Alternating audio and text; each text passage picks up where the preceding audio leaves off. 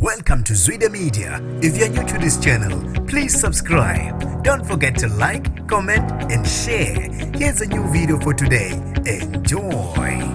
Sanibonani nginibekelele ngiphinde nginamukele kuzo zonke indawo kuphi nakuphi la nibola khona le video mangoqala usijonele likhasi wamukelekile igama lami usibonga konke wakantwana ngicela subscribe uphinde ucindeze nebell phela khona ungeke usale ngaphandle ngaso sonke isikhathi mangifaka ehamba phambili kanye nezisematheni kanti ke ngicela futhi bafethu niphinde ngilandele lapha enkundleni yokuxhumana ku Instagram @zwide_media nathi sikwazi phela ukufika ku 500 followers bafethu nami ngifane nezinye izingane kanti ke singene kuze ngizokhuluma ngazo namhlanje Uthukuthele siyaveva isilomo somsakazo wokhozi FM utshatha ugodo khathide ngoba emva ukuthi ke bembhece ngobende inyama engayidlanga la ukuthe kwasabalala khona amahlebeze ukuthi ke naye usengomunye wabantu abahaqwe yilo ubhubhane le COVID-19 emva kokuthi ke ethe ahlole kwesinye seyikhungo sase sikhipha ke imiphumela yokuthi ngampela ke siyaqinisekisa ukuthi uTSHATHA naye ke ungomunye wabantu abahaqekile ngalo lo bhubhane SABC ibesikhetha ukuthi ke imquarantine ke kushintshe nezinhlelo zokusebenza emsakazweni abantu abaningi bakhishwa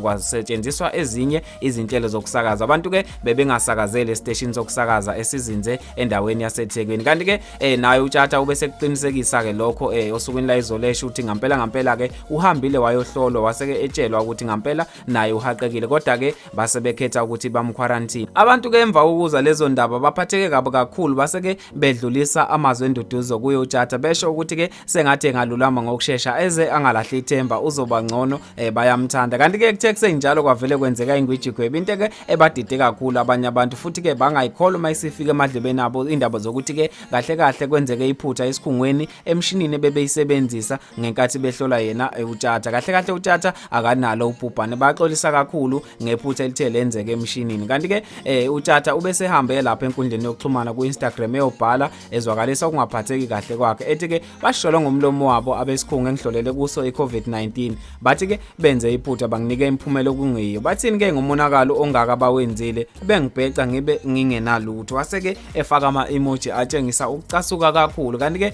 baxolise kakhulu ngestatement abathe basikhipha esibheke kuye uTSHATHA kanti ke osaziwayo bebese bemduduza ke besho ukuthi ke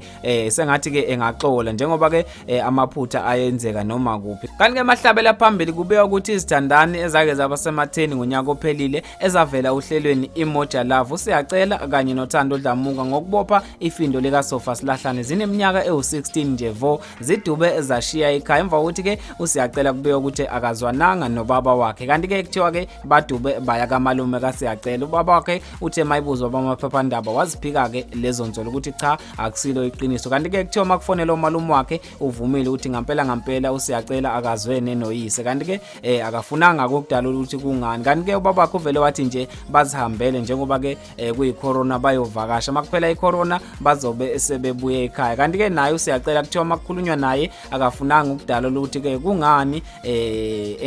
ebalekile ekhaya kanti ke futhi uyiphikile lezo nzolo ukuthi yena akazwani nobaba wakhe wathi nje abantu abanomona futhi ke ababemkhuluma kabi ngokuthi ke washeshe washada abamfela umona kanti ke mina sengiyaphela la ngintatheli ka YouTube ake ngizwe ke umbono wakho hamba lapha ku comment section bese ushiya uvo lakho ngazo esikhulume ngazo namhlanje ukuthi ke iziphi ezithe kuhlaba umxhwele mina sengiphuma